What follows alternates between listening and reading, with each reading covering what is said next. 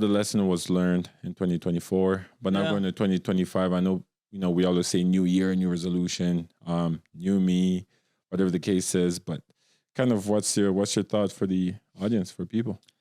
For people in 2025, I think we're moving into a year of stability or years of more stability. Yeah, I feel like the last few years, maybe even more than a few years, has been so volatile. that's true, Like, actually. like Yeah. just with everyone, well, with these people in office running these countries and just the state of the world, right? So much volatility. So at 2025, I think people are going to start to finally get back on their feet and hopefully position themselves, Yeah. accordingly. Yeah. Because like the last few years is crazy, man, in the markets, in the world. So, and I feel like, yeah, just like I want to go back to normal life, and I hope we can attain that next few years. Yeah, And for sure. something, at least something close. Something And it close feels to like it. we're going there. Yeah, it definitely does. And I think the way we need to approach it, and one thing I can tell people is it's time to take risks again, and Oh, I can understand that with vid and everything like that, it was really tough. It was scarcity, people trying to protect themselves and true. things like that, and trying to play it safe. But I think, like you said, going to this time of stability, I think people should go out there and take a bit more risk. I Yeah. think it's the year where you got to put a foot down, where things are in a better place, like interest rate are dropping a little bit No, that's true. with housings and things like Yeah. that. But I think it's time to do that. Yeah. Yeah, no, I would agree with that. I feel like in the last few years, if you take risk, you either have high reward or a high loss. Yeah. Because it was so volatile. But we're moving into a more stable time with the economy.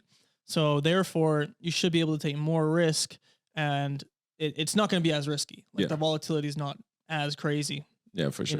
so it would be the time to take risk, take little bits of risk, maybe get some reward. And it's not as scary to take that risk. Yeah, yeah, and I mean, although it's a new year, like don't go out there and try to change everything in one shot, like trying to change Yeah, your life or that's like important. after one day, right? But just take time to self-reflect. Where were you last year? What are the things that you struggle with? All right, attack them and just be better next year and every year. Yeah. Just improve from the last year. We're just looking for improvement, right? Yeah. And it's just going to compound into something because you don't know how much one year can change your life, really. Yeah, that's true. And I would say, like to add on to that, one thing I've learned greatly in the last few years of my life, I was always a person who likes to move fast and attack fast. Basically, I have a game plan, attack, and Yeah. I want the results right now.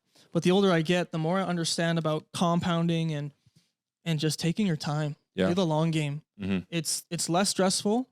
It feels less riskier if you have a plan, you stick to it, opposed to just going all in, high risk, high reward. Like if you just pace yourself, you could do really good. Yeah. And so now, like moving forward, I'm creating plans for like a long term game. Like every time I made a plan was like for the next year, the next 2 years, 3 years. I had an idea of where I want to go in the next 10 years Yeah. or whatever. But now I have in my mind, I'm like, okay, I want to get here. These are the steps. I'm not going to rush them. I'm going to take my time approaching each one and I'm going to try and hit each one, but I'm not in a rush. Yeah. And I think that's important.